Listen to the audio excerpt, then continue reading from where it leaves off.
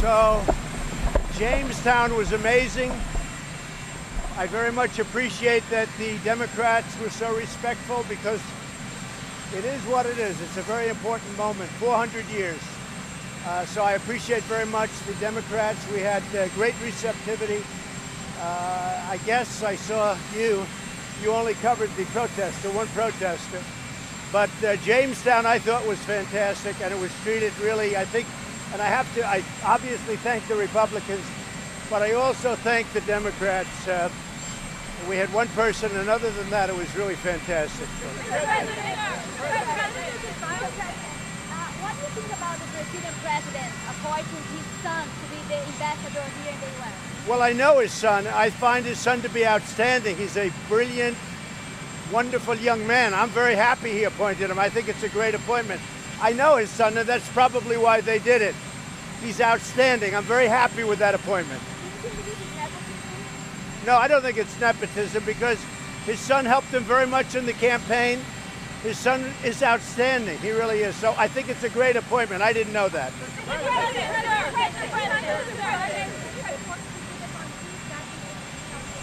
What? Can you be more specific on who has been reaching out to the White House to say you're doing great on a lot of people.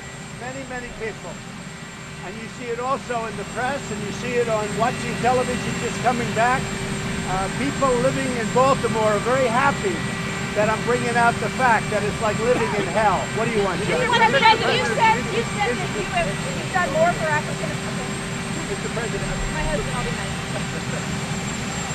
the protester was difficult to miss. He was standing in front of you in all fairness. But my question is... No, the only problem, John, you gave the protester 100% of the time. And I don't care about coverage. The last thing I need is coverage. But listen, hey, John, 100%, not one word of the speech. And, you know, we were there about the speech. The protester didn't look so good to me. I'm going to be very nice.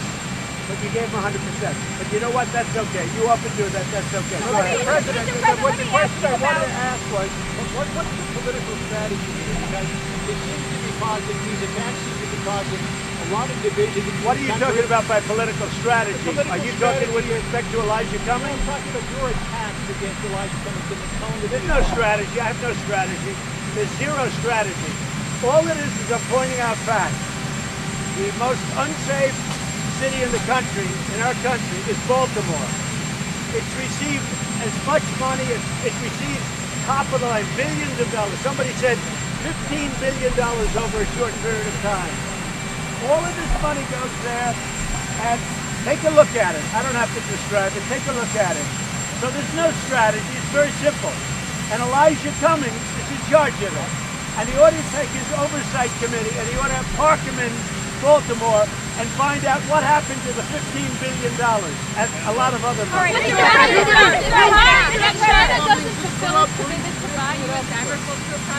We'll see what happens with China. I think we'll do very well with China. We're already doing very well with China. China's had the worst year they've had in 27 years, and we're having the best year we've ever had. The stock market just hit an all-time high.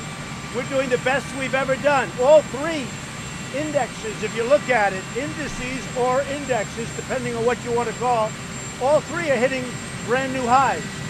We're doing the best we've ever done as a country, and I'm very happy about it.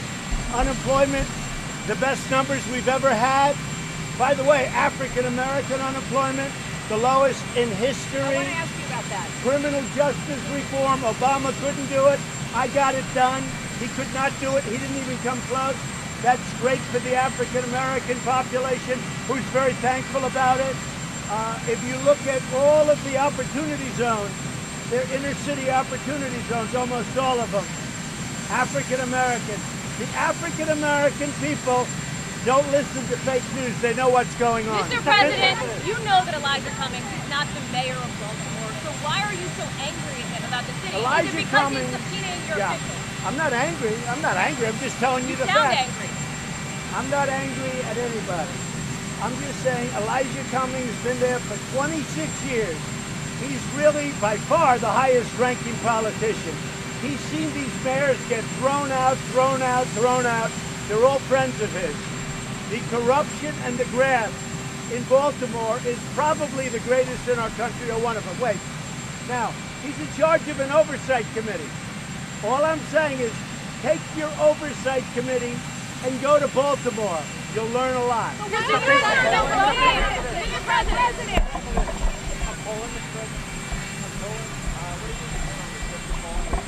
Say it. What are you going to do on your trip to Poland, and are you going anywhere else? Well, we have a very good relationship with Poland. I have really a very good relationship with most countries that the news doesn't like talking about. But I have a very good relationship with Poland, and we've been invited by the leadership of Poland, and I look forward to it. I like the people. I gave a speech in Poland, which I know you don't like to say, but it was considered to be a great speech.